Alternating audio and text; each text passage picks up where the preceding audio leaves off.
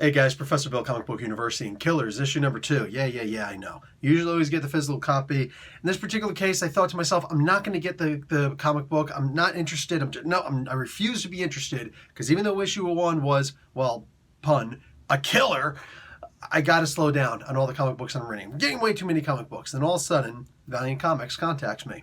He's like, hey bud, would you be cool if we sent you a bunch of our comic books for free digitally, and you could preview them and review them whenever you want? Like, really? Okay. And of course, I don't trust anybody, so I'm like, this is crap. I don't believe it. And all of a sudden, suddenly they all show up in my comic books. I'm like, wow, okay, cool. They weren't joking. So now I've got the digital. It's like I refuse to get issue number 2 of Killers, and fate, providence, coincidence, whatever you want to call it, divine intervention, boom, right on my doorstep, in my email. Here's Killers number 2. This bugs me because now I got to, of course, buy the physical copy. Y'all know I'm a physical copy kind of guy. Gotta have the freaking comic book in my hand and be like, look, I can't touch it. But I'm kind of glad I didn't, because there was a scene in here where I would have crunched the comic book up going, oh my god, that's amazing. Oh no, look what I've done to my beautiful copy. So at least now, my copy is going to be okay when I get it, because I've already seen the scene. Anyway, let's get talking about who made this comic book. We'll talk a little bit about the comic book itself, and also talk just a little tiny bit about a preview for Bloodshot issue number 1 by Tim Seeley. Holy crap. Okay, so written by B. Clay Moore for Killers issue number 2. Written by B. Clay Moore. Art by Fernando Daganino. Colors by Jose Villarrubia, and Jeff Powell does the letters. The covers, there's a whole bunch from here. John Boy Myers, Sanford Green, Fernando Dagnino, John K. Snyder III, Wiles Portacio with Raymond Lee.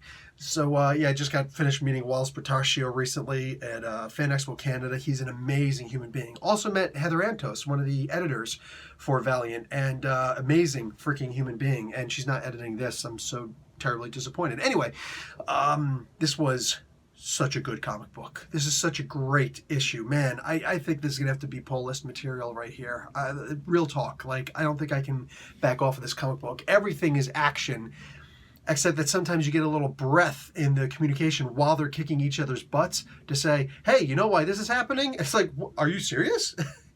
We get a new ninja version in this, who, there's a Ninja I, Ninja J, Ninja K, Ninja LMNO. I'm just saying, I don't think there should be an L, an M, and an O. I think there should be a Ninja LMNO. That's what I think. All right, I said what I had to say. I'm done. Can we please just have a Ninja LMNO?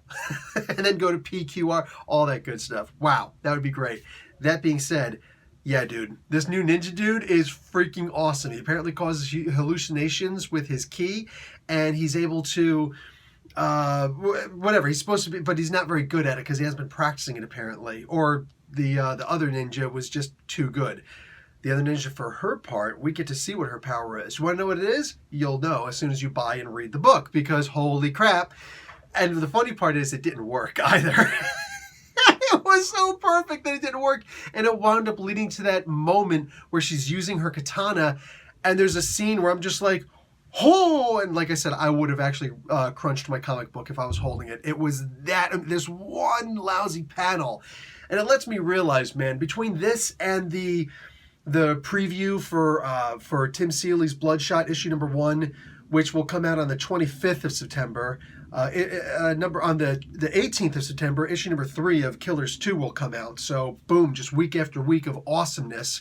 And I still have yet to read Dr. Mirage by Mags Vizaghio. I'm going to read that also. They sent me the free copy of this also, but I'm a physical copy guy. So it's nice that they do that, and it helps that I get to actually give a little bit of ad time to Bloodshot issue number 1, because holy crap. Listen, my peeps. 2 things. 1, I've had a huge problem with, I don't know what that was, but it was not me farting. Just giving you guys a heads up. Mine sounds more like an air horn instead of moving furniture. Okay, that be TMI? Psh, welcome to my channel. Anyway, 2 things with Valiant Comics. 1, my biggest problem with them has always been that I didn't start reading them from the beginning. Back in the 90s when they first came out, I wasn't reading them. I was just a Marvel and a DC guy. Here, I'm trying to get into Valiant, and most of the time I can't. Shadow Man, I had a great time with the most recent one. Shadow Man, oh, why did it ever end? It was amazing, and I was able to understand the character pretty decently, and it was cool. But most of the time with Valiant comic books, they're like, no, we're only really applying to our old readership, and we're not going to make this, accessible to someone who's going to take any of these as jumping on point. There is no jumping on point for most Valiant comics, and I have a huge problem with that. It's not cool. It's not cool because you have to keep the John Byrne mentality in your mind. Every comic book that you make is going to be somebody's first comic book, or at least somebody's first issue on this with this character. So maybe make every single one of the comic books accessible. That means issue 10 should be a jumping on point. Issue 43 should be a jumping on point. They should all be jumping on points in some way, shape, or form or another. And that's on the comic book company to make sure that happens. The writer, everybody. Bloodshot issue number 1. Without knowing enough about the character, mind you, I don't know nothing about the character. I do know something about the character, but I don't know enough to actually, just jump on an issue number 8 and be like, oh yeah, cool. Oh, so apparently the other stuff that's been happening. No. I don't know enough about the character. I don't know enough about what the character could do until now. Now I look at this and I'm just like, wow, there's a beginning and an end. And they are probably one of the best beginning and ends I've seen in a comic book in a really long time. And everything in between is basically a dossier, but it is so much action inside of it that I just like, wow, it is an intense comic book. And this comic book doesn't become available to the greater public until the 25th of September. Wow, I can't wait for you guys to read that comic book. I'm not going to give spoilers, but I will say that it is as jumping on a point as any comic book that I've ever seen before, where I've gotten on here and I've said, this is actually a good jumping on point, guys, because no, this is a fantastic jumping on point. You will understand everything you need to know about the character, at the very least, to get into issue number 2, if not this whole run. This is an amazing comic book issue. Wow. Can't wait to see issue number 2. Wow. But I said there were 2 things I had to talk to you about. The second thing, the art. Not just in this book, Killers number 2, not just in Bloodshot, but in pretty much all. I bet you when I open up this Dr. Mirage comic book, it'll be the same thing. I'm hoping. The art is constantly second to none. Wow, the level of action that's in here, the way they show, I don't care if it's an explosion or a body moving through the air. We're not talking about Gene Colan style art where they actually show the motion by motion by motion, like a ghost form, moving.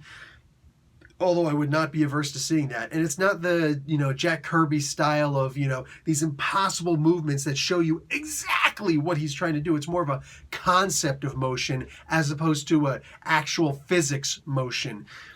No, these books are just incredible art that it's like, it's exactly what a comic book should be. I think it's perfect to bring up Jim Shooter for a Valiant comic book review. When I talked to Jim Shooter, I did that that review. I talked to him, exclusive interview. But before that, I covered a panel that he was that he was doing, and one of the things he said in that panel, I'll try to remember to link it, is comic books have a huge advantage over movies in that a movie, you get to see someone standing and in a comic book, you get to see someone standing and you get to see someone sitting, so if you're addressing the crowd and then you want to sit down, you get to see those 2 scenes. In a movie, you're pretty much stuck with showing the in-between also, which is not the most honorable of positions, and he'll show a guy with his butt sticking out, saying getting ready to sit down to plop on the couch or whatever, right? Comic books can completely avoid that, and you only see the most amazing scenery that they want to show you. A comic book like this, an artist like Fernando Dagnino, and the entire art team that's behind this with Jose Villarrubia, dude. They literally take every single panel of this comic book seriously. Same exact thing with the Bloodshot comic book. And the art on that one, let me take a look really quick, is by Brett Booth. Wow.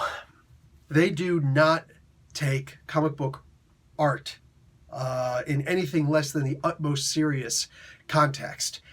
Whoa. If ever there's a reason to jump on a Valiant comic book, it is because the art is just so spectacular in every single issue I've ever read. Maybe it's a kind of art style that you don't like, but it's anybody who's being fair, I think it's hard to argue that the art is amazing on these. But then to turn around and actually look at what they're trying to accomplish with this, wow. So if Valiant could just get over that whole thing that I've been talking about with they don't make jumping on points very easy to jump onto, if they could get over that hump, that one obstacle that's blocking them, man, suddenly you're turning around and you've got this amazing, amazing comic book company with these incredible characters that all of a sudden, boom, stocks up. Dude, I don't really know where else to go with this. Definitely, forget about it. This comic book is going in my pull list. So is Bloodshot by Tim Seeley. Again, issue number 2 of Killers comes out on the 18th of this month of September, and the very following week on the 25th, that's when Bloodshot shows up. I'm hoping they're going to make a big deal about it because it was really good. They made a big deal about Shadow Man when that came out, and that's the reason why I jumped on there. I was like, well, they're making a big deal about it, a whole bunch of covers. They got the box coming into my comic book store and everything like that. So let me go in and actually check this out. And I bought it and I loved it. And it was a really great jumping on point. And all of these could be too. So far, it seems like they are. So definitely consider making yours Valiant. Because, I think I will. Now, got to check out this one. I'll be back for that. Professor Bill, Comic Book University. Class dismissed.